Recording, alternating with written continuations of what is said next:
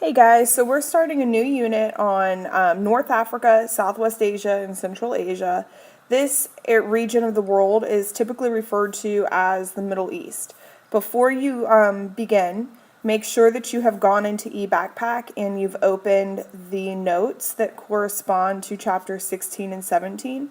You will need to complete these with the video, and then if you need to reference the textbook for any reason after that, go to pages 406 to 433 in the textbook.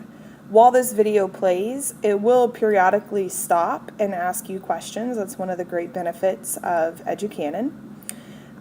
Those questions are going to serve two purposes. One, it's your accountability so that I know that you've made it through the video. And two, the accuracy of your answers will be a grade.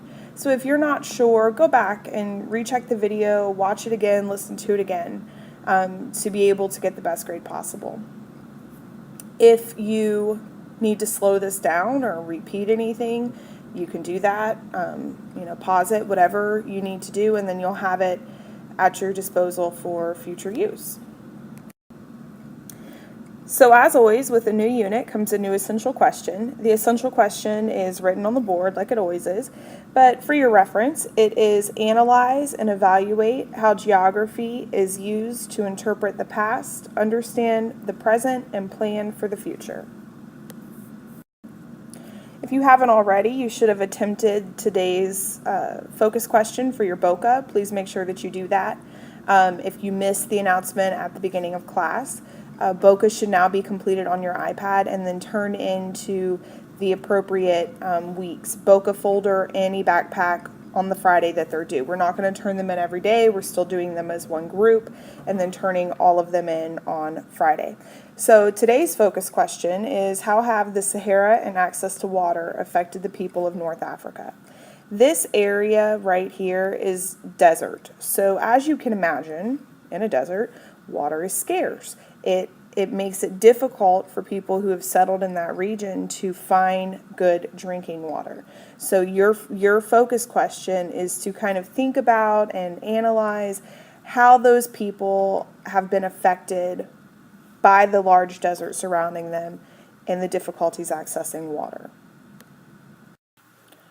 So let's look at where exactly in the world we are focusing on for this unit. So if you look in this kind of green color, this is North Africa above the Sahara. And if you look in this dark blue color, this is known as Southwest Asia.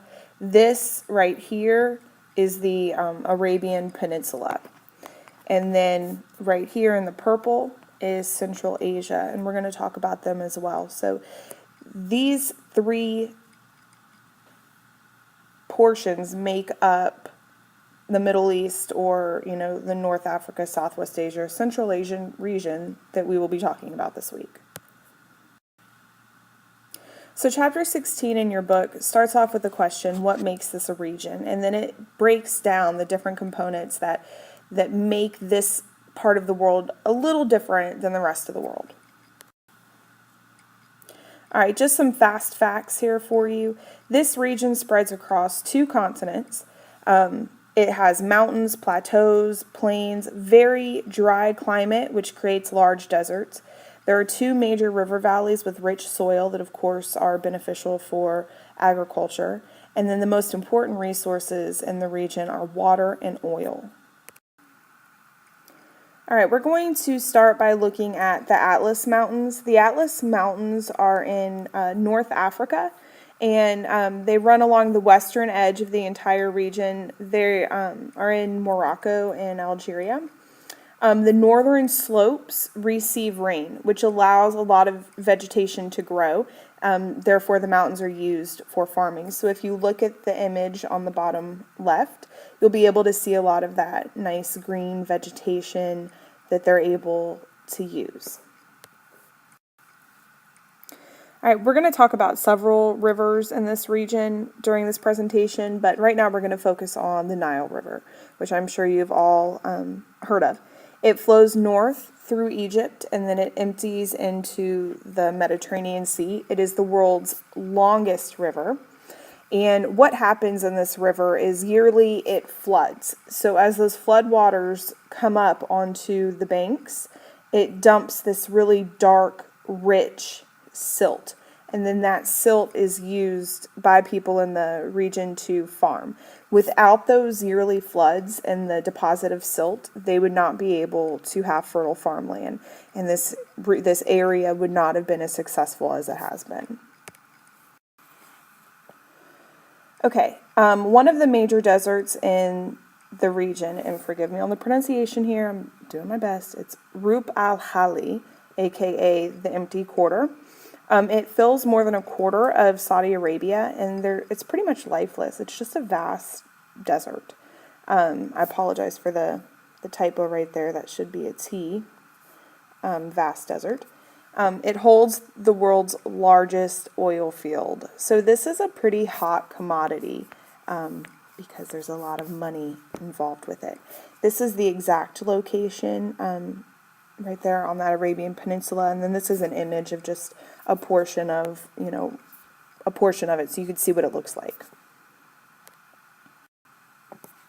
And then, of course, we have the Sahara, which accounts for 8% of the world's land area, which 8% doesn't sound like a lot, but when you think about the fact that this is a desert and in and of itself, it's 8% of the world's land area, it's pretty big. It is not the world's largest desert. Antarctica is considered a desert, but in the traditional sense that we think of when we think of desert, we would think of the Sahara. You could fit the entire continental U.S., meaning, basically without Alaska and Hawaii, just the part that's on the continent, inside the Sahara, and you would still have a few thousand miles to spare. There are 11 countries that have parts of the Sahara within their borders, and then this is just an image down here, and that's a person right here, so you can kind of get an idea of scale of just how large this desert is. And this is just through one camera lens. It doesn't even begin to show you the size of this desert.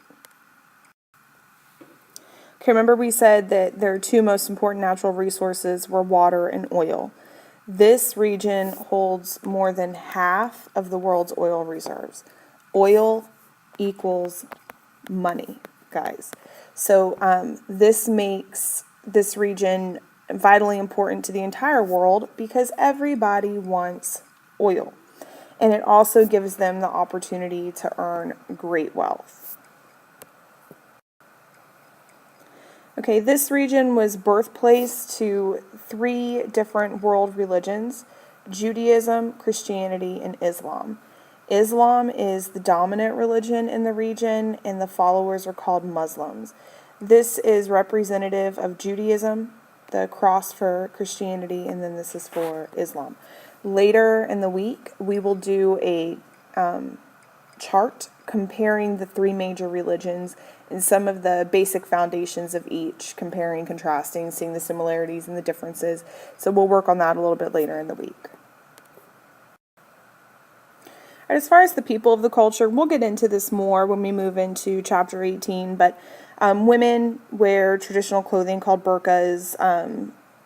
Men dress slightly different than we do here, and again, we'll look at that later in the week. In recent years, many of these countries in this region have moved toward a democratic government, and some women are actually allowed to vote depending on what country they're in.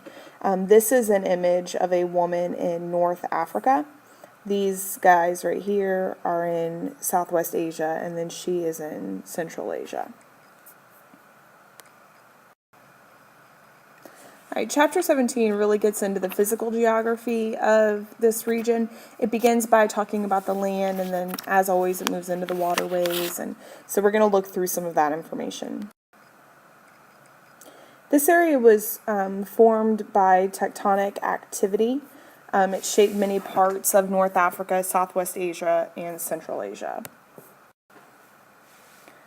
All right, multiple plates meet in North Africa. As these plates move, like we learned about earlier in the year, they create mountains, shift land masses, and cause earthquakes. All right, I mentioned these a little bit earlier, but the Atlas Mountains, they're Africa's longest mountain range. They extend across Morocco and Algeria. You can see them right here on the map.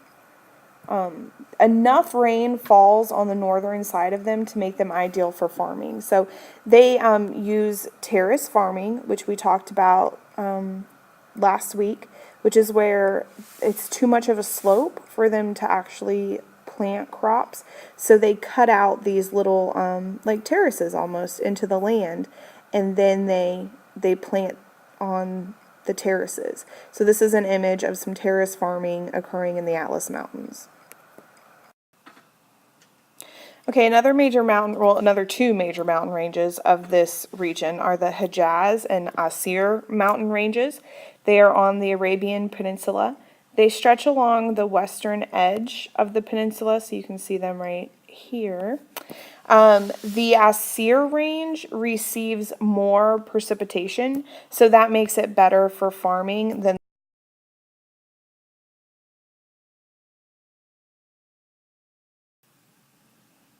Okay, and then we have the Pontic and the Taurus mountain regions. They are in Turkey. So we have Pontic right up here and then Taurus right here.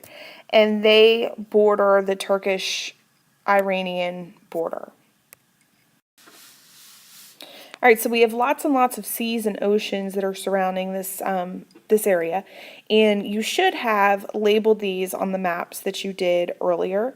So we have the Atlantic Ocean over here, Mediterranean Sea, Black Sea, Caspian Sea, Arabian Sea, Indian Ocean, and those are just a few of them. Okay, so we mentioned the Nile River earlier, and then we also have the Tigris River and the Euphrates. These rivers are just as important as the Nile for the area that they're in because they provide the same benefit for water for agriculture as well as a rich silt deposit. We're going to briefly talk about the climate and vegetation of this region. It's pretty straightforward. There's not a lot of variation here. All right, so almost 50% of this region is a desert. A desert climate is defined as receiving less than 10 inches of precipitation per year. Your book does a pretty good chart of comparing the empty quarter and the Sahara, and this is actually an image of that chart. The only thing I want to point out is that the Sahara is not the world's largest desert. By definition, the Antarctica can be classified as a desert because it receives only about 2 inches of precipitation a year. So by standard definition, it is considered a desert. But when we think of a traditional desert, hot sand, the Sahara would fit the bill for that. So this does good at showing you the differences between as far as settlement, plant life, animal life, and the size of the two different deserts. All right, so the remainder of this region is under a steppe climate. It borders the Sahara on the north and the south, and then it spans across Turkey to Kazakhstan. Precipitation averages less than 14 inches per year, so we're still not talking about a lot of rain, just too much to be a desert region. This rain, however, is enough to support short grasses, which creates pasture, so they're able to keep sheep, goats, and camels on pasture. All right, rainfall in this area really depends on where you are in the region. Coastal and highland areas near mountain ranges typically receive the most rainfall. The Atlas Mountains receive 30 inches per year on average. The coast of Oman receives monsoons in August. North Iran receives about 60 inches per year on average, and then Batumi in Georgia receives, the country Georgia, not the state Georgia, receives more than 100 inches per year.